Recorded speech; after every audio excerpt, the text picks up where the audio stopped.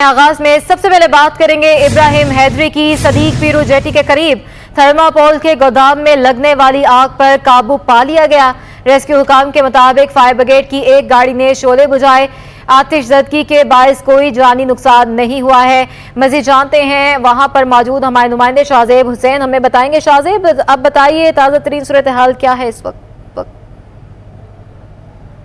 जी बिल्कुल, ताज़ा तरीन सूरत हाल से हवाले से आगाह करूँ तो इस वक्त मैं इब्राहिम हैदरी सिद्दीक जेटी पुल के करीब मौजूद हूँ और यहाँ पर थर्मापोल के गोदाम में आग लग गई थी। आग के जो शोले थे वो दूर दूर तक दिखाई दे रहे थे और उसका जो धुआं था, थर्मापोल का जो धुआं होता है वो पहले ही जो है ज़्यादा गहरा होता है और उसकी वजह से दूर दूर तक काले बादल दिखाई दे रहे थे, जिसकी वजह से अतराफ़ की जो आबादियाँ थी वहाँ पर खौफ व हिरास फैल गया था। इतला मिलते ही 11:30 बजे फायर ब्रिगेड को इतला मिली है। उसके तकरीबन 10 मिनट के अंदर फायर ब्रिगेड की एक गाड़ी जो है जाए वक़ुआ पर पहुंची है और ये जो मेरे आप देख सकते हैं, मेरे कैमरा मैन अगर आपको दिखाए तो ये वो गोदाम है जिसमें आग लगी थी, जिस पर मुकम्मल तौर पर आग पर काबू पा लिया है। इस वक्त हमारे साथ फायर अफसर भी मौजूद हैं जो कि कोरंगी के हवलदार बताए जाते हैं। ये बताएगा कि किस चीज़ का गोदाम था और जब ये आग की इतला मिली तो जिस तरीके से देखा जाता है ये कच्ची आबादियाँ हैं और यहाँ पर इमदादी कार्रवाइयों में थोड़ी मुश्किलात दरपेश होती हैं, तो क्या कहेंगे इस हवाले से? ये थर्मापोल का कारखाना था जिसमें दूर दूर तक शोले देखे जा रहे थे। बहुत खौफ रासत पाया जाता था, लेकिन हमारे पास जैसी इत्तला आई हम 10 मिनट के अंदर यहाँ पहुँचे। हमारे कोरंगी फायर ब्रिगेड की गाड़ी ने, तो हमारे फायर फाइटरों ने इस पर मेहनत से काम करके इस पर आग पर काबू पा लिया है। तो इसमें ऐसा कोई नहीं है, बस हमें थोड़ा ट्रैफिक का इशू आया है। यहाँ पर गाड़ियाँ यानी ये फंसी हुई थी, बड़ा मुश्किल हो गया था हमें निकलना यहाँ पर, लेकिन हमने इस पर काबू पा लिया। कोई जानी नुकसान नहीं हो किसी भी किस्म का। दीवार है इसकी जो खस्ता हालत में है वो इनको हमने बता दिया है, इनके मैनेजर को। बाकी सब क्लियर है, हमने सब क्लियर कर दिया। जी बिल्कुल, जब आग लगी थी इस वक्त जो है गोदाम में 2 लोग मौजूद थे जिन्होंने फायर ब्रिगेड काम को जो है इतला दी है। उनको फौरी तौर पर रेस्क्यू किया गया और वो जो है बाहिफाजत बाहर निकले और जब ये आग लगी तो उसके शोले दूर दूर तक दिखाई दे रहे थे। आतिशज़दगी के वाक़ये में कोई जानी नुकसान नहीं हुआ है, जबकि बताया जाता है कि ये जो है थर्मापोल का कारखाना था जो इसमें गोदाम भी जो है बनाया हुआ था। जबकि साथ ही साथ मैं आपको बताऊँ कि इब्तिदाई तौर पर वाक़या जो है शॉर्ट सर्किट का बताया जा रहा है। पुलिस जो है जाए वक़ुआ पर पहुंची, उन्होंने तमाम जाती कार्रवाइयाँ मुकम्मल करी और उसके बाद जो है यहाँ से रवाना हो गई है। और इसके साथ साथ मैं आपको बताऊँ कि यहाँ पर जो करीबी जो है इमदादी टीमें जो मौजूद थी, जिसमें छिपा, ईदी और इसी तरीके से 1122 का अमला जो है वो यहाँ पर पहुँचा, उन्हें इमदादी कार्रवाइयों में हिस्सा लिया। और इस वक्त जो है इमारत जो है जिसमें गोदाम कायम था उसकी हालत जो है खस्ताहाल बताई जाती है और इसको जो है बंद किया जा रहा है क्योंकि इसकी जो दीवारें हैं वो कमज़ोर हो चुकी हैं। इसकी छत जो है वो टीन की बनी हुई थी, तो टीन की छत होने की वजह से उसके गिरने का ख़तरा भी बताया जाता है। तो ये इब्राहिम हैदरी जो सिद्दीक जेटी पुल है उसके करीब ही आग लगी थी। अतराफ़ में कश्ती बनाने के कारखाने भी मौजूद थे। जेटी के अतराफ़ जो कश्तियाँ मौजूद थी वो भी जो है उनको भी जो है महफूज कर लिया गया है। आग को मज़ीद फैलने से रोक दिया गया था। इस वाक़े में कोई जानी नुकसान नहीं हुआ है। अच्छा शाहजेब, ये भी बताएगा कूलिंग का अमल कब तक मुकम्मल कर लिया जाएगा और कितना माली नुकसान हुआ है? ये देखें, ये कहना काबिल वक्त होगा कि कितना माली नुकसान हुआ है, क्योंकि आग लगी है और आग के बायस जो है कारखाने और गोदाम में जो सामान था वो जलकर खाकस्तर हो चुका है। और इस आतिशज़दगी के हवाले से बताऊं तो आग पर मुकम्मल तौर पर जो है काबू पा लिया है और यहाँ से जो रेस्क्यू टीमें हैं वो भी जो है जाए वक़ुआ से रवाना हो रही हैं, क्योंकि इमदादी कार्रवाइयाँ मुकम्मल कर ली गई हैं। फायर ब्रिगेड का अमला अपनी जाती की कार्रवाई कर रहा है और उसके बाद जो है यहाँ से रवाना हो रहा है। आग पर मुकम्मल तौर पर काबू पाने के बाद जो है तर्जुमान फायर ब्रिगेड हुकाम की जानिब से गाड़ियाँ जो है वो वापसी हेडक्वार्टर बुलवा ली गई हैं। और यहाँ पर मैं आपको बताऊँ कि ये जो इब्राहिम हैदरी का इलाका है इसके अतराफ़ में पतली पतली गलियाँ हैं, जिसकी वजह से रेस्क्यू इदारों को थोड़ी मुश्किलात दरपेश आई। ताहम 10 मिनट के वक्फे के बाद जो है यहाँ पर गाड़ी पहुँची फायर ब्रिगेड की और उन्होंने फौरी तौर पर आग पर काबू पा लिया है। जी शाहजेब, ये भी बताइएगा गोदाम में लोग मौजूद थे जिनको बाहिफाजत जो है वो निकाल लिया गया था, उन लोगों में से किसी ने बताया है इस हवाले से? जी बिल्कुल, देखें जो यहाँ पर दो लोग मौजूद थे जो कि चौकीदार और उसके साथ उसका साथी जो है बताया जा रहा है वो इस गोदाम में मौजूद थे। ये गोदाम जो है बंद पड़ा हुआ था, मुमकिन तौर पर आग शॉर्ट सर्किट के बायस लगी थी। जब ये आग लगी तो थर्माकोल देखा जाता है कि वो फौरी तौर पर आग पकड़ता है और जैसे ही इस थर्माकोल ने आग पकड़ी तो दूर दूर तक जो है काले धुएँ के बादल दिखाई दे रहे थे। और जो इस वाक़े में जिसने इत्तला दी वो चौकीदार बताया जा रहा है और उस चौकीदार को ने जब इत्तला दी और उसके बाद जो है उसने अपनी मदद आग के तहत जो है आग पर काबू पाने की कोशिश की, लेकिन जब देखा कि आग बेकाबू हो चुकी है तो उसने फिर फायर ब्रिगेड को इत्तला दी और फायर ब्रिगेड जब यहाँ पर पहुँचा तो उन्होंने फौरी तौर पर आग पर काबू पा लिया। इस वाक़े में कोई जानी नुकसान नहीं हुआ, जबकि यहाँ पर जो है सेफ्टी के इंतज़ाम भी जो है मौजूद नहीं थे। और इसके हवाले से बात की जाए कि ये थोड़ा सा जेटी के करीब का इलाका है। हमें लम्हा बलम्हा अपडेट कर रहे थे। आग पर काबू पा लिया गया है, कूलिंग का अमल इस वक्त जारी है, कोई जानी नुकसान नहीं हुआ है और कितना माली नुकसान हुआ है ये कूलिंग का अमल मुकम्मल हो जाने के बाद ही बताया जाएगा। बहुत शुक्रिया शाहज़ेब। समुद्री तूफान बाइपर जोए मजीद शिद्दत इख्तियार कर गया। समुद्री तूफान कराची से सिर्फ 600 किलोमीटर की दूरी पर है। तूफान के किलोमीटर फी घंटा की रफ्तार से हवाओं के झक्कड़ हैं और 35 से 40 फुट ऊंची लहरें दिखाई दे रही हैं। कल तूफान शमाल मशरिक की जानिब बढ़ेगा, कैची बंदर और गुजरात की साहली पट्टी से टकराएगा। कराची में आज शदीद गर्मी है, पारा 42 डिग्री तक जाने की तवक्को है। कल से 3 रोज तक गरज चमक के साथ मूसलाधार बारिश का इम्कान भी बताया जा रहा है। बुध से समुंदर में तुगयानी का खदशा भी है। कैटी बंदर और एतराफ समुद्री लहरें 8 से 12 फुट तक बुलंद होंगी। चीफ मेट्रोलॉजिस्ट सरदार सरफराज का कहना है कि तूफान का रुख कराची के शमाल की जानिब है। ठट्ठा से तूफान का फासला 580 किलोमीटर है। कल के बाद तूफान शमाल मशरिक की जानिब बढ़ेगा। तूफान कैटी बंदर और गुजरात की साहली पट्टी से टकराने का इम्कान है। शहर में आज और कल शदीद गर्मी होगी। इनका मजीद क्या कहना है आपको सुनवाते हैं। असरात इसके 3-4 बड़े असरात होते हैं। बहुत हाई इंटेंसिटी विंड्स चलती हैं, तूफ़ानी किस्म की हवाएं, ख़ासकर ठट्ठा डिस्ट्रिक्ट, बदीन, सुजावल और वो तमाम जो डिस्ट्रिक्ट हैं थरपारकर, उमरकोट, मीरपुर ख़ास, उनमें 80 से 100 किलोमीटर फ़ी घंटा की रफ्तार से या कुछ इलाकों में 120 किलोमीटर फ़ी घंटा की रफ्तार से भी हवाएँ चल सकती हैं। तेज़ बारिश होगी 3 से 4 दिन मुसलसल। 16 जून या 17 जून तक ये सिलसिला चलेगा वक्फे से। और जिस साहिली पट्टी से टकराएगा तो उस साहिली पट्टी की लहरों की ऊंचाई बहुत ज़्यादा हो सकती है, 8 से 12 फीट तक हो सकती है। ये 3-4 बड़े असरात हैं। कराची में फ़िलहाल तो गर्म मौसम है, उसी की वजह से सी ब्रीज़ एक तरह से ट्रैप हो गई है उसके अंदर। तो अब मशरक़ या जनूब मशरक़ से हवाएँ चलेंगी आज भी, और उसके नतीजे में टेम्परेचर 40 से उससे ऊपर जा सकता है। कराची में समुद्री तूफान के बायस 13 से 16 जून के दरमियान मूसलाधार बारिश और तूफानी हवाएं चलने का इम्कान है। इस सिलसिले में कमिश्नर कराची ने शहर भर से बिलबोर्ड्स, साइन बोर्ड्स हटाने का हुक्म दिया है। हुक्मनामे पर अमल दरामद के लिए KMC, कंटोनमेंट बोर्ड्स और तमाम म्यूनसिपल कमिश्नर्स को खत लिखा गया है। इस हवाले से तफला जानने के लिए बात करेंगे मोहम्मद माजिद हमारे साथ मौजूद हैं। माजिद, आगाह कीजिए। जी बिल्कुल, महकमा मौसमियात की जानिब से मुमकिन तूफ़ानी खदशे का 12वां अलर्ट जारी कर दिया गया है और महकमा मौसमियात का ये कहना है कि जो तूफ़ान है वो कराची से 690 किलोमीटर के फासले पर है और जो उमाड़ा से जो है वो 720 किलोमीटर की मसाफत पर है। तूफ़ान के इर्द गिर्द जो हवाओं की रफ्तार है वो 220 किलोमीटर बताई जा रही है। इस सिलसिले में जो कराची में 13 जून से लेकर 16 जून तक तेज़ हवाएँ और बारिश का भी इम्कान है। इस सिलसिले में कमिश्नर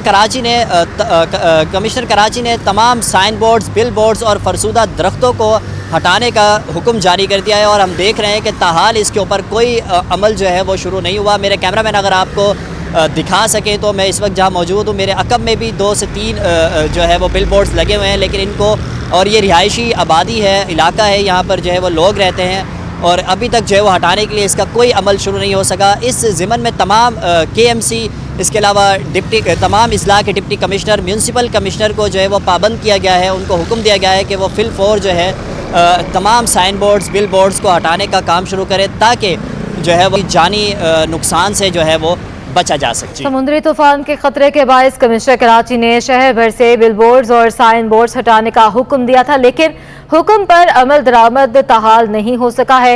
वजूहात क्या हैं ये बताएंगे हमारे नुमाइंदे मोहम्मद हमाद जी। समुद्री तूफान के खतरे के बायस कमिश्नर कराची इकबाल मेमन की जानिब से शहर भर में जो है साइन बोर्ड्स, बिल बोर्ड्स और इश्तिहारी मवाद हटाने का हुक्म दिया था। मैं इस वक्त मौजूद हूँ जौहर चौरंगी के पुल के ऊपर। मेरे कैमरामैन हैदर ये आपको दिखाएंगे कि इस तरह जगह पर देख सकते हैं आपके जो यहाँ पर इमारतें हैं उन पर साइन बोर्ड्स अब भी लगे हुए हैं। कमिश्नर कराची के हुक्म के बावजूद अभी तक जो है वो साइन बोर्ड्स नहीं उतारे गए और ये हुक्मनामा जो है जारी किया गया था।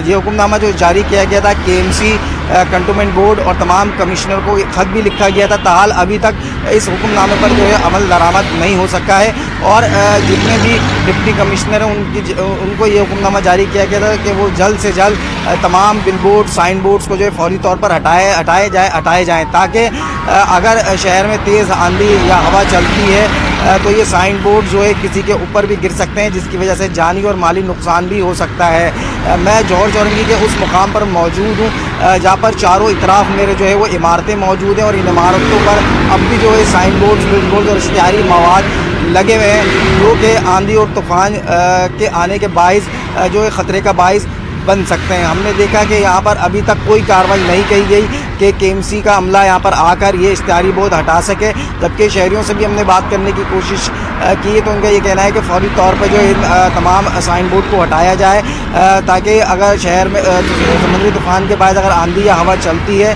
तो ये साइन बोर्ड किसी की भी जान ले सकते हैं। अब आपको बताएं, वज़ीर आला सिंध सैयद मुराद अली शाह सजावल के साहली इलाके शाह बंदर पहुंच गए। वज़ीर आला सिंध को कमिश्नर हैदराबाद ने समुद्री तूफान से मुतालिक ब्रीफिंग दी है। बात करेंगे हमारे नुमाइंदे आजिज जमाली हमारे साथ मौजूद हैं। आजिज, अपडेट कीजिएगा। जो समुद्री तूफान है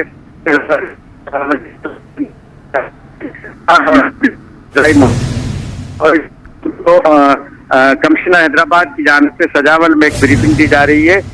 इस ब्रीफिंग के मुताबिक कि 15 जून को समुद्री तूफान ठट्ठा या सजावल के साहिली इलाकों से टकराएगा और 17 जून के बाद उसका असर कम होगा।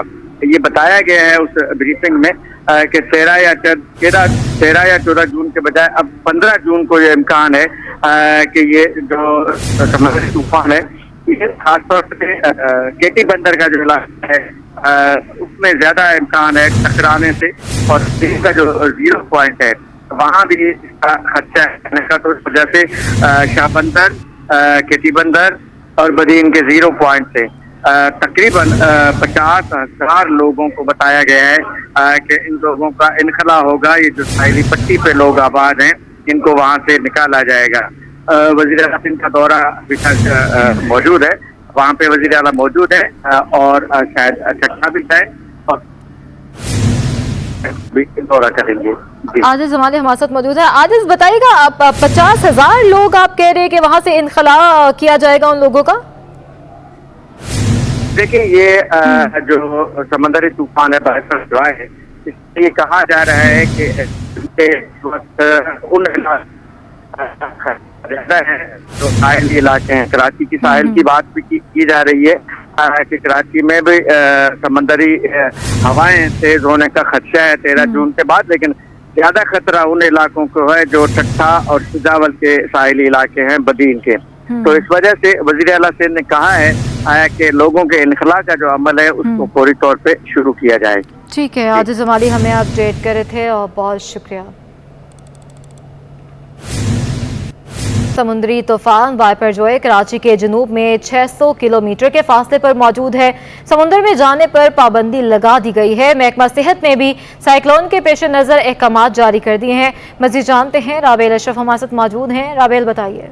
हाँ जी बिल्कुल, समुद्री तूफान वाइपर जो है शिद्दत इख्तियार कर ली है। समंदर कराची के जनूब में जो है 600 किलोमीटर के फासले पर जो है वो रह गया है, जबकि ठट्ठा से तूफान का फासला 580 किलोमीटर बताया जा रहा है। जबकि तूफान का रुख कराची के शुमाल की जानिब बताया गया है चीफ मेट्रोलॉजिस्ट सरदार सरफराज के मुताबिक, और कल के बाद जो है तूफान शुमाल मशरिक की जानिब बढ़ेगा, जबकि तूफान केटी बंदर और गुजरात की जो है साहिली पट्टी से टकराने का इम्कान भी जो है नज़र आ रहा है। ठट्ठा ठट्टा, बदीन, सजावल, थरपारकर और मीरपुर खास में तूफान के नतीजे में तेज़ हवाएं जो है वो चलने का इम्कान बताया गया है, जबकि 80 से 100 और कुछ इलाकों में जो है 120 किलोमीटर फी घंटा की रफ्तार से हवाएं चलने का इम्कान भी महकमा मौसमियात के मुताबिक जो है वो बताया गया है। जबकि 16 से 17 जून के दरमियान जो है तेज़ बारिश का इम्कान भी नज़र आ रहा है, जिसके बाद जिस साहिली पट्टी पर समंदरी तूफान जो है वो टकराएगा वहाँ लहरों की जो ऊंचाई है वो 8 से 12 फीट हो सकती है। चीफ मेट्रोलॉजिस्ट सरदार सरफराज के मुताबिक और शहर में जो है तूफान के बायस शहर की हवाएं जो है वो थमी हुई है, जिसकी वजह से शहर में जो है गर्मी की शिद्दत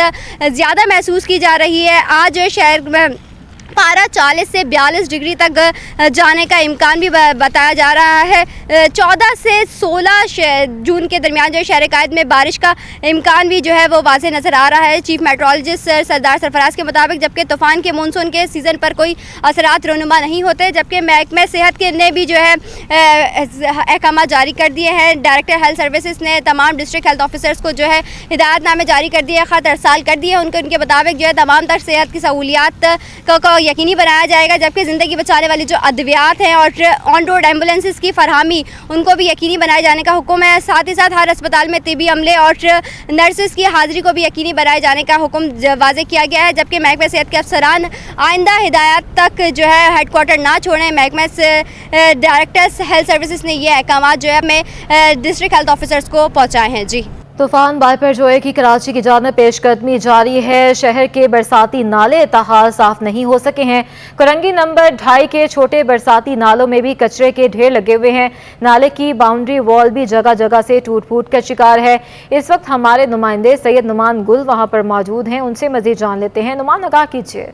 बिल्कुल, शहर कराची से बाइपर जो है तूफान कोई तकरीबन 600 किलोमीटर की दूरी पर है और इस वक्त शहर कराची के जो बरसाती नाले हैं वो कचरे से भरे हुए हैं। जगह जगह जो बरसाती नाले बनाए गए हैं वो इस वक्त कचरे के अंबार वहां पर लगे हुए हैं, जिसकी वजह से जो नशेबी इलाके हैं वो ज़ेरे आब आने का खदशा जाहिर किया जा रहा है। मैं इस वक्त मौजूद हूँ कराची के ज़िला कोरंगी नंबर 2.5 में और यहाँ पर जो बरसाती नाला है वो भी जो है वो जो छोटे बरसाती नाले हैं वो कचरे से भरे हुए हैं, बेतहाशा कचरा मौजूद है और बाउंड्री वॉल भी यहाँ पर जो है वो खस्ता हाली का शिकार है। मेरे कैमरामैन हसन इकबाल आपको दिखा सके तो ये इस वक्त मनाजिर है कराची के इलाके कोरंगी 2.5 नंबर के बरसाती नाले के, जो कि मुकम्मल तौर पर कचरे से भरा हुआ है। बेतहाशा इसमें कचरा मौजूद है और साथ ही इसकी जो बाउंड्री वॉल है वो भी गायब है और जिसकी वजह से जब बरसात होती है तो ये जो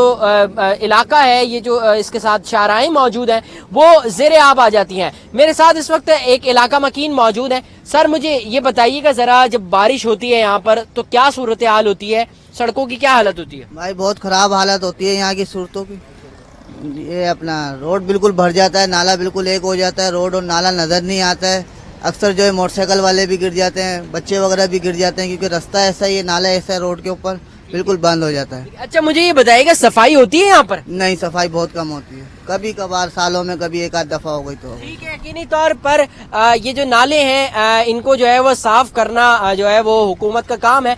मुताल्लिका हुक्काम की जानिब से इस पर कोई एक्शन लेने को तैयार नहीं होता है और यही वजह है कि शहर कराची में जब भी तेज बरसात होती है तभी शहर कराची की मुख्तलिफ इलाके जो है वो ज़ेरे आब आ जाते हैं और बरसाती नालों की अगर वक्त पर सफाई कर ली जाए, बरसात से कबल तमाम इंतजामात मुकम्मल कर लिए जाए तो कराची में कराची का जो पानी है जो सड़कों पर मौजूद होता है वो जल्द से जल्द जो है वो ज़ेरे आब आने वाले जो इलाके हैं वहाँ से निकासी फौरन हो जाए।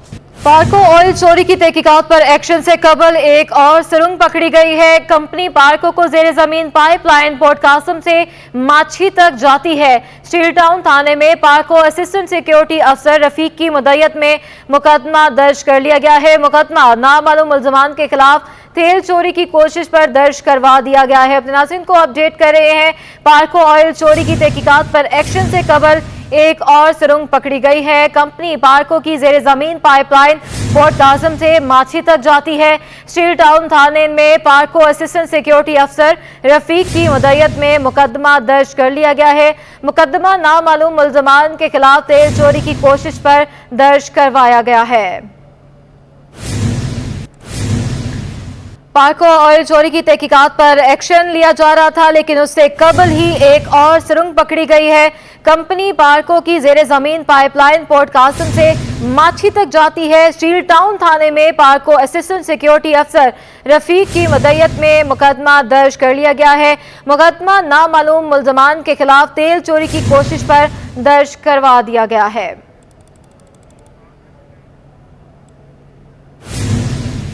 सिंध हाई कोर्ट ने एक बार फिर सिंध सूबाई मैनेजमेंट सर्विसेज रूल्स 2018 को गैर आईनी करार दे दिया। अदालत ने सिविल सर्वेंट और हरोशनल मैनेजमेंट सर्विस रूल्स को सुप्रीम कोर्ट के अहकामात के भी खिलाफ करार दे दिया। केस के हवाले से आपको अपडेट कर रहे हैं। सर्विसेज रूल्स 2018 को गैर आईनी करार दे दिया है। अदालत ने सिविल सर्वेंट और हरोशनल मैनेजमेंट सर्विस रूल्स को सुप्रीम कोर्ट के अहकामात के भी खिलाफ करार दे दिया है। बात करेंगे शाहजेब हुसैन हमारे साथ, मुमताज जमाली हमारे साथ मौजूद है। मुमताज, अपडेट कीजिएगा।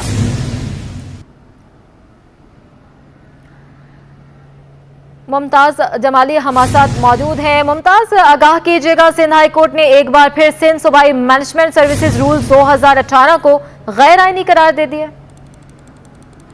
देखिए जी, आज सिंध हाई कोर्ट कराची में अदालत ने एक बार फिर सिंध सूबाई मैनेजमेंट सर्विस रूल्स 2018 को गैर कानूनी करार दे दिया है। अदालत ने सिविल सर्वेंट और प्रोफेशनल मैनेजमेंट सर्विस रूल्स को सुप्रीम कोर्ट के अहकामात के खिलाफ करार दे दिया है। सर्विस रूल्स के खिलाफ सिंध हाई कोर्ट इससे पहले भी फैसला सुना चुकी है।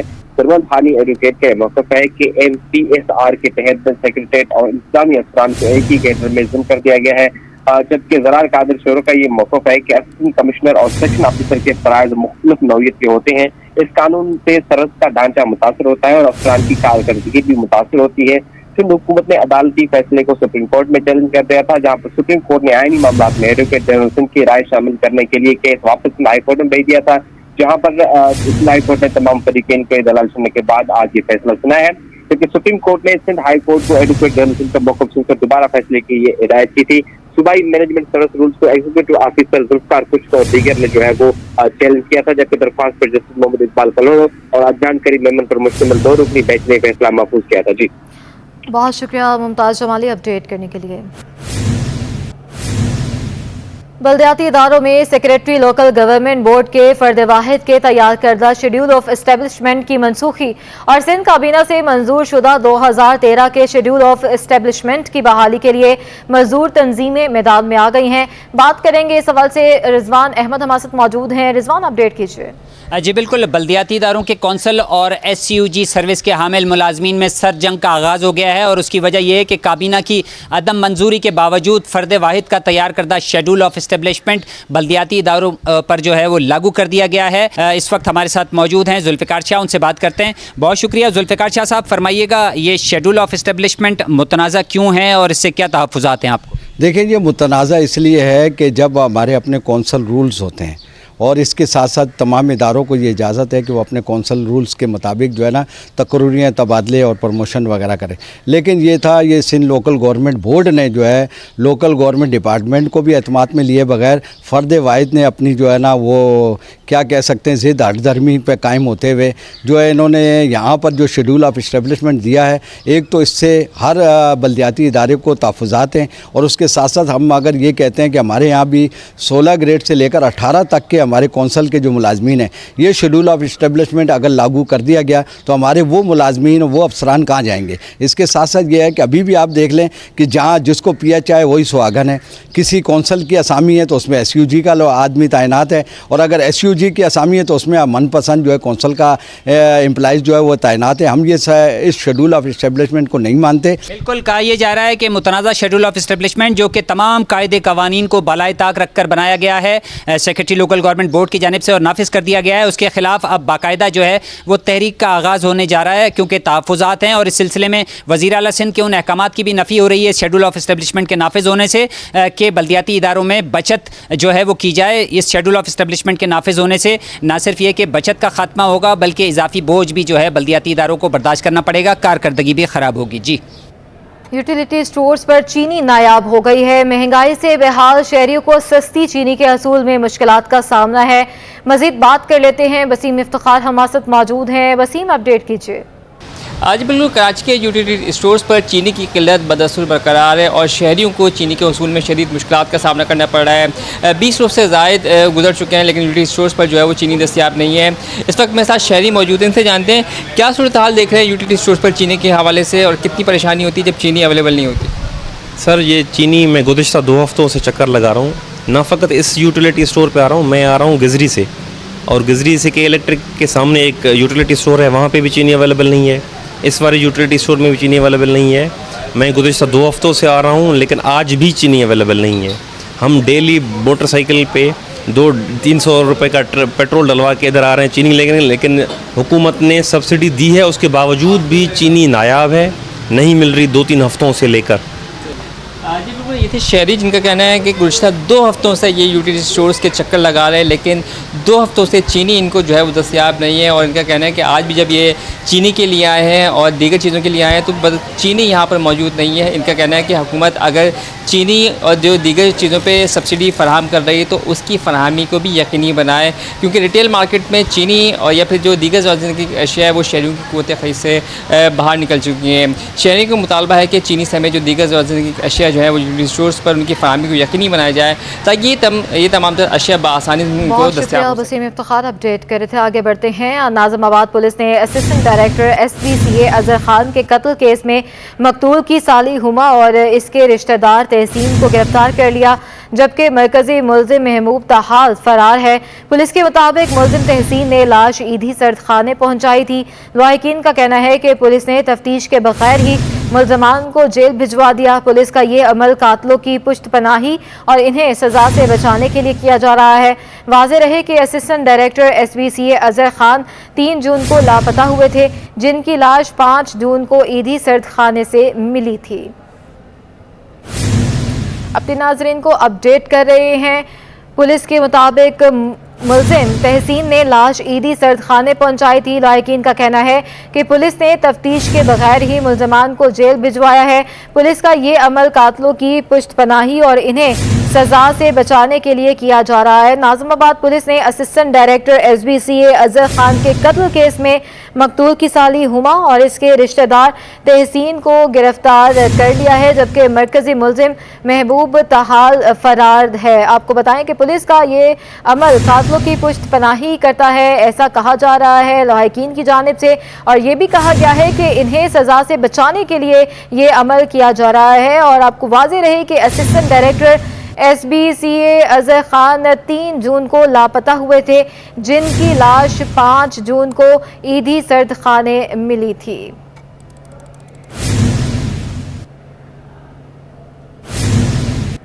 आपको बताएं कि अदालत की जानिब से किसी मुलजिम को जिस्मानी रिमांड के हवाले से पुलिस के हवाले किया जाए तो आम तासुर है कि जिस्मानी रिमांड के दौरान मुलजिम पर 3rd डिग्री टॉर्चर का इस्तेमाल किया जाता है, जबकि कानूनी माहिरीन ये कहते हैं कि जिस्मानी रिमांड का मतलब है मुलजमान पर तशद्दुद करना हरगिज़ नहीं है।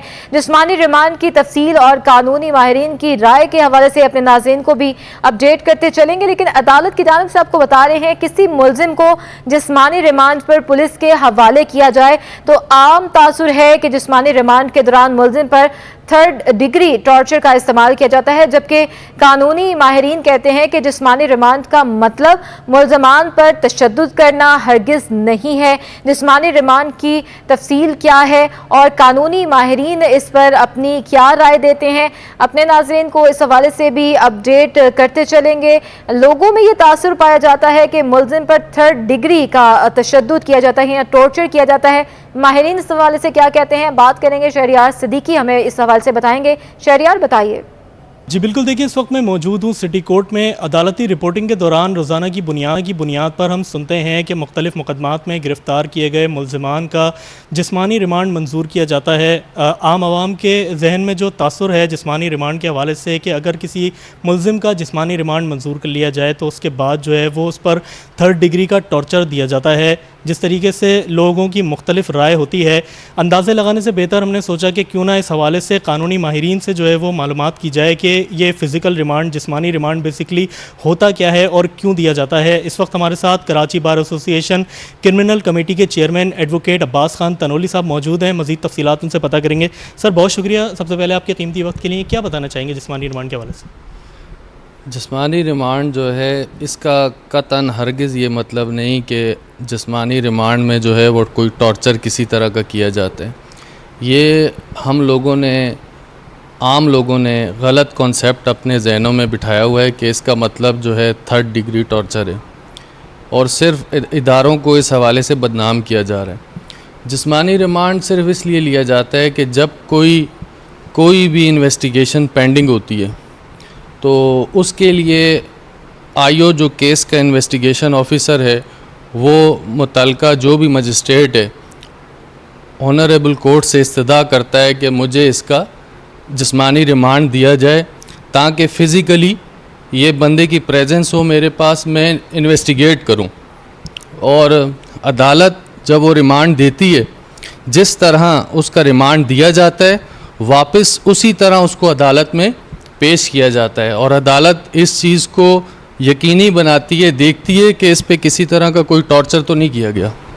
जी, बहुत शुक्रिया। हमारे साथ अब्बास खान तनोली साहब मौजूद थे, chairman criminal committee Karachi bar association, जिनकी जानिब से यही बताया गया है कि जिस तरीके से लोगों का एक माइंड सेट है कि जो जिस्मानी रिमांड दिया जाता है उसमें मुल्ज़िमान पर किसी किस्म का कोई 3rd डिग्री टॉर्चर दिया जाता है या फिर उनको जो है उनको जो है वो तशद्दुद का निशाना बनाया जाता है। ये तासुर बिल्कुल गलत है, और जिस्मानी रिमांड की जो एक्चुअल तमाम तर बातें हैं, तमाम तर चीज़ें हैं कि क्यों दिया जाता है, वो हमने जो है वो अब्बास खान तनोली साहब से पता की। जी, अब आपको बताएं, governor state bank Jameel Ahmed की सरबराही में मॉनेटरी पॉलिसी का इजलास जारी है। कमेटी मुआशी जायजे के बाद पॉलिसी रेट का फैसला करेगी। आरिफ हबीब रिसर्च के मुताबिक 77% की राय में शरह सूद 21% पर ही बरकरार रहेगा।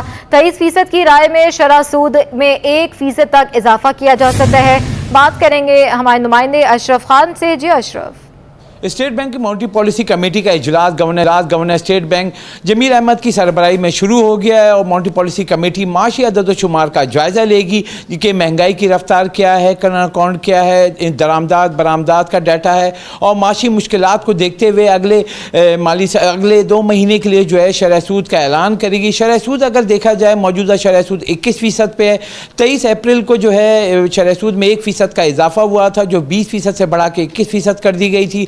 आरिफ हबीब की जो रिसर्च रिपोर्ट जो हमने देखी है वो सर्वे रिपोर्ट हुई है। सर्वे रिपोर्ट के मुताबिक देखा जाए 77% की राय है कि शरह सूद 21% की सतह पर बरकरार रहेगा, जबकि 23% की राय में शरह सूद में 1% का इजाफा हो सकता है, शरह सूद 21 से 22% तक हो सकती है। लेकिन ये जो सर्वे रिपोर्ट में जायज़ा जो लिया गया है मुख्तलिफ सेक्टर का, उनकी राय है, और राय के मुताबिक शरह सूद में 1% जो है सिर्फ 23% लोग कह रहे हैं कि उसमें इजाफा होगा, जबकि 77% की राय में शरह सूद 21% की सतह पर ही बरकरार रहेगा।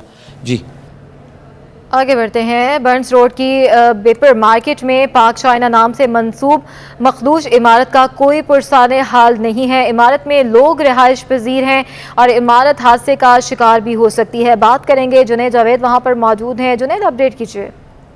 देखिए जी, इस वक्त मैं मौजूद हूँ बर्न्स रोड की पेपर मार्केट पर, जहाँ पर मेरे अकब में जो आपको बिल्डिंग देख रही है ये पाक चाइना बिल्डिंग के नाम से जो है वो मशहूर बिल्डिंग है। इस इलाके के अंदर जहाँ पर सिंध बिल्डिंग कंट्रोल अथॉरिटी की जानिब से दावे किए गए थे कि गैर कानूनी तामीरात न सिर्फ उनको मिसमार किया जाएगा बल्कि जो इमारतें इंतहाई मखदूश और मखदूश हालतों में मौजूद हैं उनको भी फौरी तौर पर मिसमार किया जाएगा। मुमकिन बारिशों के पेश नज़र जो है ये काम शुरू होना था, लेकिन अभी तक पूरे शहर में मिसमार की जाने वाली कोई भी इमारत जो है वो दिखाई नहीं दे रही है। ताहम अब महकमा मौसमियात ने यह भी दावा कर दिया है कि कराची की तरफ जो है वो समंदरी तूफान बढ़ता हुआ दिखाई दे रहा है। मेरे कैमरामैन बकास लोधी आपको दिखाएंगे कि इस इमारत की हालत जो है इंतहाई खस्ता हो चुकी है। यहाँ पर जो छतें हैं वो छतों की जगह पर जो है लोहे के शेड्स लगाए गए हैं। अगर तेज़ हवाएं चलती हैं तो ये लोहे के शेड्स जो है वो किसी जानी नुकसान का जो है वो सबब बन सकते हैं। और साथ ही अगर आप ऊपर की जानिब देखेंगे, क्योंकि इस फ्लोर के ऊपर एक इजाफी फ्लोर भी तामीर तामीर किया गया है, जो कि तीसरी मंजिल का फ्लोर है। उसके ऊपर गार्डर की जो है वो छत डाली गई है। बेसिकली ये छत जो है वो टी गार्डर की छत कहलाती है, क्योंकि अगर तेज़ बारिश होती है या किसी किस्म का कोई तूफ़ान आता है तो उन तूफ़ान के और तेज़ हवाओं के पेश नज़र इसके जो प्लेट्स हैं वो हवाओं में लाजमी तौर पर उड़ेंगी। माजी में भी हमने देखा कि जब भी समंदरी तूफ़ान की पेशगोई की जाती थी और तेज़ हवाएं चलती थी तो माजी में हमने देखा कि लियारी में भी एक खौफनाक वाक़या पेश आया था मखदूश इमारत गिरने का। ताहम अब तक हम देख रहे हैं कि सिंध बिल्डिंग कंट्रोल अथॉरिटी की जानिब से जो है वो कोई कार्रवाई इन मखदूश इमारतों के खिलाफ नहीं की जा रही। इस इमारत में आज भी 4 फैमिलीज जो है वो रहाइश पजीर है। ना तो बिल्डिंग कंट्रोल अथॉरिटी की जानिब से इस इमारत को सील कराया गया है और ना ही इस इमारत को खाली करवाया गया है। जी बहुत शुक्रिया अपडेट करने के लिए। रूसी खाम तेल से लदे जहाज प्योर पॉइंट से तेल की मुंतकिली का अमल शुरू कर दिया गया है। मुंतकिली का अमल 10:24 पर शुरू किया गया। रूसी जहाज से खाम तेल की मुंतकिली PRL टैंक में की जा रही है। ये मनाज़र आप देख रहे हैं, तेल की मुंतकिली की जा रही है और इसका अमल जो है 10:24 पर शुरू किया गया था। जहाज प्योर पॉइंट है जिसे तेल की मुंतकिली का अमल शुरू कर दिया गया है। रूसी खाम तेल से लदा ये जहाज़ है। बात करेंगे हमारे नुमाइंदे अशरफ खान से। अशरफ, आगाह कीजिएगा, कितना वक्त दरकार है मुंतकिली का तेल की?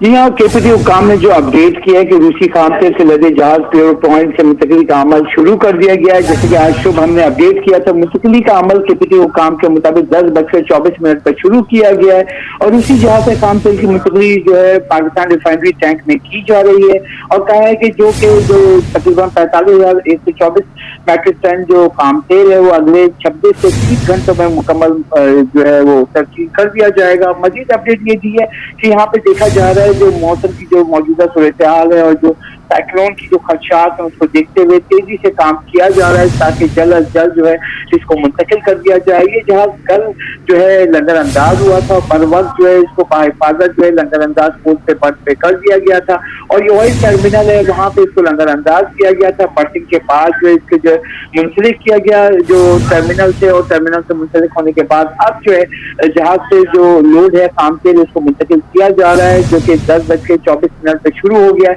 अगले 26 से 30 घंटों में मुकम्मल जो है खाम तेल मुंतकिल कर दिया जाएगा। ठीक है, बहुत शुक्रिया अशरफ खान अपडेट करने के लिए। सदर Korangi association of trade industry Farazur Rehman का कहना है कि मुश्किल हालात में बजट पेश करने पर हुकूमत को मुबारकबाद पेश करते हैं। इन्वेस्टर का एतमाद बहाल करने की ज़रूरत है। काविश मेमन से मजीद जानते हैं। काविश, अपडेट कीजिए। जी बिल्कुल, वफाकी हुकूमत ने नए माली साल का बजट पेश कर दिया और इस हवाले से जो सनअतकार है उन्होंने इस बजट को मुतवाज़िन करार दिया है। लेकिन हम ये देख रहे हैं कि 9,200 अरब का जो टैक्स आमदनी की मद में जो हदफ मुख्तस किया गया, इस हवाले से बड़ी चहमगोइयाँ हो रही कि ये किस तरफ पूरा होगा। इस वक्त मेरे साथ मौजूद है सदर काटी फराजुर रहमान, उनसे बात करते हैं। बिस्मिल्लाहिर्रहमानिर्रहीम। सबसे पहले तो इन वेंटिलेटर के हालात में बजट पेश करना ही मुश्किल काम था, तो मैं तो हुकूमत को मुबारकबाद पेश करता हूँ कि सबसे पहले तो उन्होंने बजट दे दिया।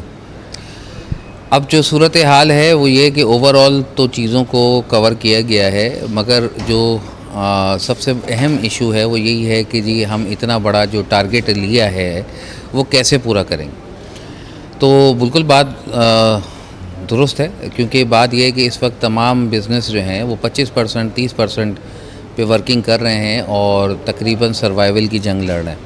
तो जब तक हम कंडक्टिव एनवायरनमेंट ऑफ बिज़नेस नहीं देंगे और बिज़नेस बूस्ट नहीं होगा, जब तक मैं नहीं समझता कि हम ये टारगेट अचीव कर सकते हैं। दूसरी जगह हमारी जो 20% इकनॉमी है वो है डॉक्यूमेंटेड और 80% अनडॉक्यूमेंटेड है। तो हम जब तक वो पैसा मार्केट में नहीं लेके आएंगे और उसके लिए कोई पॉलिसी नहीं बनाएंगे तो मैं नहीं समझता कि ट्रेड को इन्हेंस किया जा सकता है। दूसरा एक बहुत बड़ा सेक्टर है रियल एस्टेट का, जिसको तकरीबन समझें कि अब वाइबल रहा ही नहीं है, और ये वाइबल ना रहने से आपको जो मुश्किलात का सामना होगा वो भी बहुत शदीद मुश्किलात का सामना होगा, क्योंकि सबसे ज़्यादा अनस्किल्ड लेबर जो है वो वहीं पे खपती है। जी बिल्कुल, सदर काटी फराजुर रहमान का सिलसिले में कहना था कि मुश्किल तरीन हालात के बावजूद सनअतकारों ने मुल्क में जो है वो मुश्किल हालात का डट कर मुकाबला किया, और अगर चार्टर ऑफ इकोनॉमी पर काम होता है तो यकीनन पाकिस्तान को जो है वो IMF के सामने घुटने नहीं टेकने पड़ेंगे और मुश्किल हालात से निकला जा सकता है। बहुत शुक्रिया अपडेट करने। नॉर्थ कराची जिम खाना में समर कैंप जारी है। बच्चों को मार्शल आर्ट समेत दीगर खेलों की तरबियत दी जा रही है। मजीद बताएंगे जावेद इकबाल। जी, मैं इसे नॉर्थ कराची जिमखाना में मौजूद हूँ, जहाँ पर मुख्तलिफ खेलों की सरगर्मियाँ जारी हैं और मुख्तलिफ बच्चे, क्योंकि गर्मियों की छुट्टियाँ हो चुकी हैं स्कूलों की, तो वो बच्चे अपना वक्त जो है यहाँ पर आके लगाते हैं और कुछ सीखना चाहते हैं, मुख्तलिफ खेलों में शामिल होकर। हमारे साथ इस क्लब के अहम अहदेदार मौजूद हैं, अब्दुल हक साहब, हम इनसे बात करें। सर, किस तरह एक्टिविटीज़ होती हैं यहाँ पे मुख्तलिफ खेलों की नॉर्थ कराची जिमखाना में? नॉर्थ कराची जिमखाना में बेसिकली मैं कराटे कराता हूँ। मैं बुशीबान मार्शल आर्ट पाकिस्तान से मेरा ताल्लुक़ है और यहाँ पे स्नूकर क्लब है, बॉडी बिल्डिंग है और जिमनास्टिक होती है यहाँ पे मेन, और स्विमिंग होती है, ये मेन है यहाँ पे।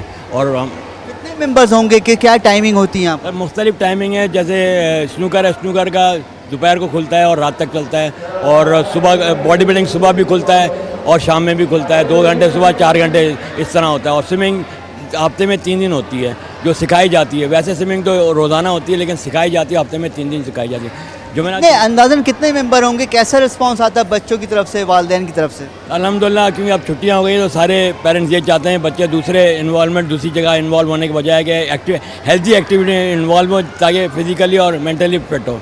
सुना आपने कि अब्दुल्ला साहब बताया थे, कोशिश है कि नॉर्थ कराची जिमखाना में सेहतमंद सरगर्मियाँ जो है उरूज पर हो, यहाँ पे मुख्तलिफ सरगर्मियाँ खेलों की कराई जाती हैं ताकि बच्चे जो है अपनी मनफी सरगर्मियों से बचें और यहाँ पर जो खेलों की सरगर्मियाँ सीखें उसमें आगे बढ़ें। जी।